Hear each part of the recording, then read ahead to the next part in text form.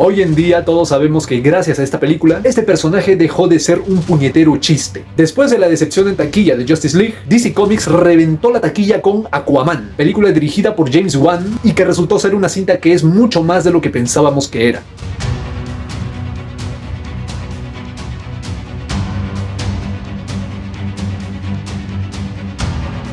La película de Aquaman está centrada en Arthur Curry, un héroe forajido de la superficie que se ve envuelto en un conflicto con el reino de Atlantis, que está a punto de iniciar una guerra contra la superficie, lo cual nuestro protagonista se ve envuelto en una aventura junto al personaje de Mera, pasando por una travesía para impedir esta guerra que amenaza a los dos mundos. Esta película te hace pensar por qué nadie se había atrevido a hacer una película de Aquaman anteriormente. Recordemos que este personaje, antes de su versión cinematográfica, era básicamente un chiste con patas de un tipo que solamente se comunicaba telepáticamente con los peces y ya. Pero repito, insisto que esta película es mucho más que eso. La historia de la película junta varios géneros, como por ejemplo aventura, romance, drama, acción, superhéroes, con toques de humor que le caben perfectamente bien a este personaje cuyo tono vendría a ser un tono aventurero, muy a lo rollo Piratas del Caribe o Indiana Jones, y si a eso le añadimos un casting de actores súper brutales, ya tienes un proyecto más que bien hecho. Como ya vimos en la Liga de la Justicia, esta versión de Aquaman es bastante diferente a los cómics. Esta versión interpretada por Jason Momoa se aleja mucho de la imagen pues cool, rubia, bonita que conocemos de los cómics, pero considero que este cambio se hizo para mejor. Esta versión de Arthur Curry, Aquaman, pues es el badass rockero desenfadado que te puede romper la madre en un 2x3, es el grandulón alocado que te cae bien, respetas y quieres que todo le salga bien, se marca unas escenas tanto brutales como cómicas y además tiene un buen desarrollo de personaje a lo largo de esta historia, ya que al principio es el típico badass que se echa unas chelas con su papá y sus amigos cada semana, al ser el rey de Atlantis y comprende que toda cosa tiene cierta consecuencia en la vida. Y eso, mis cinéfilos y cinéfilas, es lo que se conoce como un buen arco de personaje. Pero eso no es todo, porque también contamos con personajes muy interesantes, como por ejemplo Mera, interpretada por la actriz Amber Heard, que es una de las actrices más famosas y queridas de toda la vida, y que además hace muy buena dupla y muy buena química con Aquaman. Y mi gente, por favor, en esta película también tenemos al puñeterísimo William Dafoe, que aunque muchos lo quisimos ver como el Joker, en esta película interpreta a Vulko, que es el mentor de Aquaman. Es un papel secundario de la película, pero no por ello menos importante. Es el típico personaje que está del lado de los buenos, pero tiene que estar del lado de los malos, pues más que nada por la fuerza. Y como villano principal tenemos a Orm, Ocean Master, interpretado por el actor Patrick Wilson, quien ya había trabajado con James Wan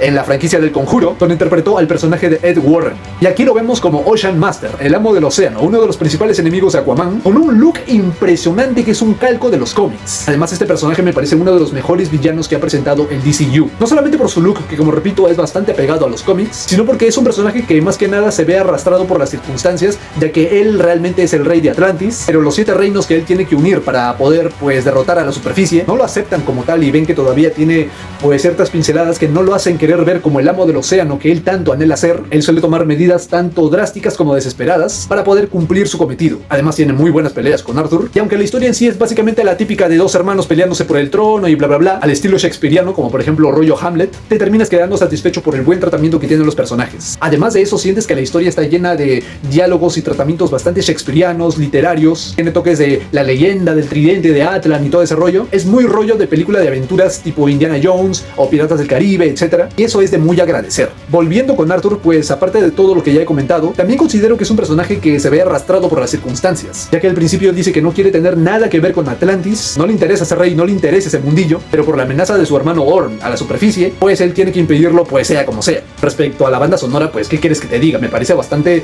apoteósico, bastante agradable de escuchar, y además aparte de eso también diría que supieron muy bien qué canciones elegir. Y en cuanto al CGI, por Dios, el CGI es una maldita maravilla, y muchísimo mejor que el que nos mostraron en Justice League. Es que de verdad, la forma de cómo hicieron Atlantis es espectacular. Es como un Game of Thrones, pero bajo el agua. Las peleas y batallas acuáticas de los rayos láser, como por ejemplo, sobre todo la batalla final, es como estar viendo Star Wars, pero bajo el agua. Con respecto a las escenas de acción, pues considero que es uno de sus puntos más fuertes que tiene la cinta. Por suerte no recurrieron a esa típica secuencia de acción donde tenemos 1000 cortes por un puñetero segundo, disimulando tensión a los golpes y todo ese rollo, cuando lo que termina dando siempre es que no podamos apreciar la coreografía. En cambio aquí en esta película, pues eso se corrigió bastante bien. Tenemos a los personajes mostrando todo su potencial en la acción y eso se agradece bastante. Aunque también siento que recurrieron más a lo necesario al hecho de que tengamos a un grupo de personajes hablando y que de repente se interrumpa con una puñetera explosión. Creo que abusaron bastante de ese detalle porque ocurre demasiadas veces. En cuanto a los diseños de los personajes me parecen increíbles, pero si me tengo que quedar con uno es obviamente el del mismísimo Aquaman con su traje amarillo dorado con escamas que es clásico del personaje de los cómics. Es igual a de los cómics, en serio. Ver a Jason Momoa,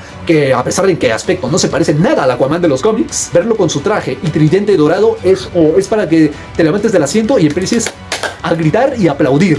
Y también se me estaba olvidando que aparte de Ocean Master, tenemos a otro villano que básicamente vendría a ser el casi mayor némesis de Aquaman. Y obviamente estamos hablando de Black Manta. Y en esta película tiene un tratamiento más o menos al estilo de Killmonger en Black Panther, que se va arrastrado por las situaciones que atraviesa y elige tomar el mal camino. Y en cuanto a su traje, pues, ¿qué quieres que te diga? Me parece impresionante. Y en cuanto al casco enorme y con los rayos disparando, pues, ¿qué quieres que te diga? Es el detalle característico que marca a este personaje y verlo en acción real es impresionante e increíble y brutal. Aparte de eso, pues el trasfondo de Atlantis, la guerra que involucra a estos 7 reinos, pues me parece muy interesante y además es un muy buen complemento para la película. Y esto sirve para que mientras va desarrollándose la historia, te entretengas viendo novedades que te llaman muchísimo la atención. Y esto se agradece porque la propia historia en sí no es tan innovadora que digamos, porque tiene el típico manejo de personajes muy a lo rollo shakespeariano, la lucha de 2 hermanos por el trono y todo ese rollo, está demasiado visto. Pero hombre, por favor, se ve que la película está muy bien trabajada y además te termina entreteniendo, aunque también tiene ciertas carencias. Una de ellas, por ejemplo, es que se siente de lo más saturada, porque tiene muchísimas tramas. Tiene el desarrollo de Arthur, la venganza de Black Manta, lo de Ocean Master pues queriendo invadir la superficie, la lucha por el trono de Atlantis. Yo digo que perfectamente esta película se podría haber dividido en 2 películas distintas. La primera sin duda trataría del origen de Aquaman y cómo este se relaciona con el mundo acuático, y la segunda parte sería completamente diferente, ya que se centraría en la lucha por el trono de Atlantis. Pero juntarlo todo esto en una sola película pues hace que no te dé un respiro para poder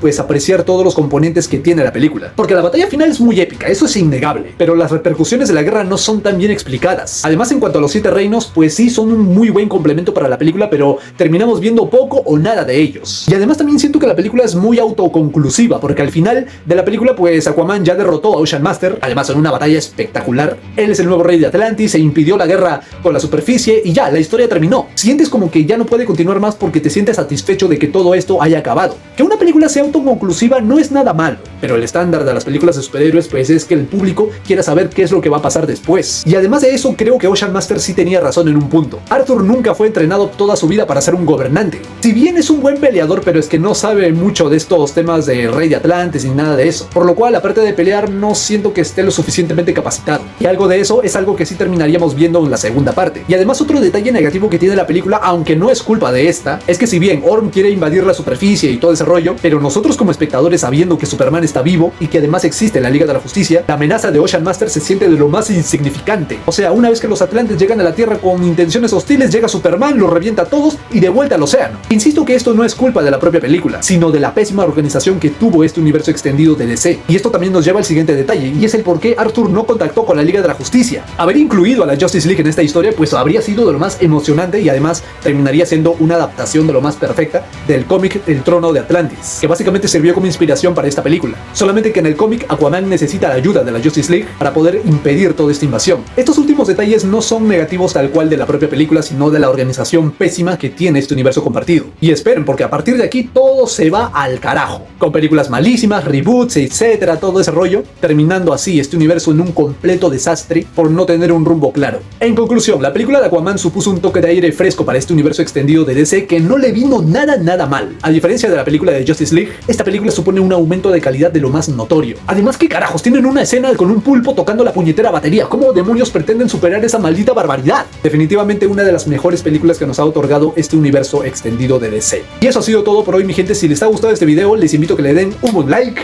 Pongan en los comentarios qué les parece Aquaman. ¿Les gusta, no les gusta? Comparten mi opinión, no la comparten. Pongan todo eso y más en la sección de los comentarios. Compartan el video con sus amigos. Pueden seguirme en mis redes sociales, que de hecho les dejo los links en la descripción, como siempre. Y nos vemos en el próximo video. ¡Chao!